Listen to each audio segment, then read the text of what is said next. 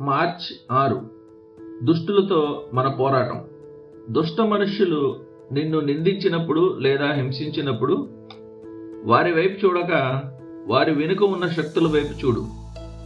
నీ ప్రధాన శత్రువైన సాతాను మీద నీ ఆత్మీయ పోరాటాన్ని సాగించు. ఎందుకంటే మనుష్యులు కేవలం వాని చేతిలో కీలుబొమ్మలు మాత్రమే. పరిశుద్ధులకు ఎదురయ్యే ప్రతి విరోధంలోనూ సాతానే పరోక్షంగా నాయకత్వం వహిస్తాడు. దుష్టులు కేవలం తమ యజమాని ఇచ్ఛలను నెరవేరుస్తారు. ఉదాహరణకు, యోబు ఆస్తిని దోచుకున్నది షెబాయియులే కావచ్చు, కానీ వారు సాతాను పంపిన పని మీదనే వెళ్ళారు. అబద్ధ బోధకులు సాతాను నుండి పిలుపును, కుయుక్తులను పొందుకున్న వాని సేవకులు మాత్రమే. కొరింథీయులకు రాసిన 2వ పత్రిక 11-15.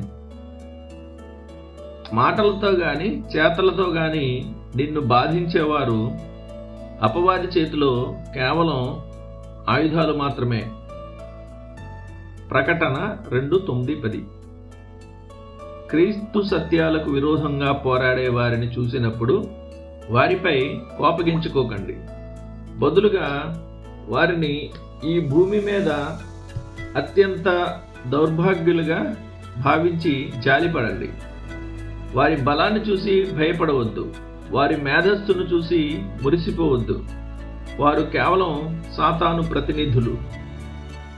సెయింట్ అగస్టిన్ అన్న మాట.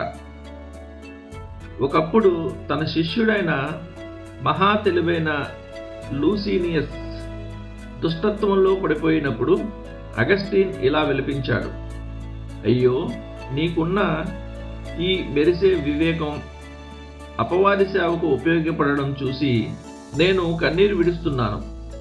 నీకు బంగారు గిన్నె దొరికితే దాన్ని దేవుని మందిరానికి ఇచ్చేవాడివి, కానీ దేవుడు నీకు ఇచ్చిన బంగారు మేధస్సును నీవు సాతానుకు పానీయంగా అర్పిస్తున్నావు. దేవుడిచ్చిన సామర్థ్యాలతో అపవాది వ్యాపారం చేయడం కంటే సామాన్యులుగా జీవించి మరణించడం మేలు. వారి ఆత్మల గతిని చూసి విలపించండి. మనుష్యులు ఏదో ఒక రోజు మారు మనసు పొంది నీకు స్నేహితులుగా మారవచ్చు.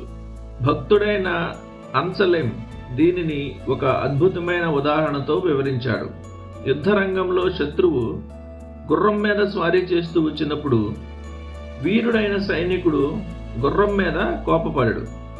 ఆ గుర్రాన్ని నడిపించే వాని మీదే కోపపడతాడు. నడిపించే వానిని హతమార్చి ఆ గుర్రాన్ని తన సొంత వాడుక కోసం ఎలా సంపాదించుకుంటాడో మనం కూడా దుష్టుల వెనక ఉన్న సాతానును ఎదిరించి ఆ మనుష్యులను దేవుని వైపుకు తిప్పుకోవాలి. కాబట్టి వ్యక్తిని కాదు, వారిని ప్రేరేపిస్తున్న శక్తిని గుర్తించు. ద్వేషాన్ని జాలితో జయించు. సాతాన్ను ఎదిరించడం, మనుష్యులను క్రీస్తు కొరకు గెలవడమే లక్ష్యంగా కలిగి ఉండు.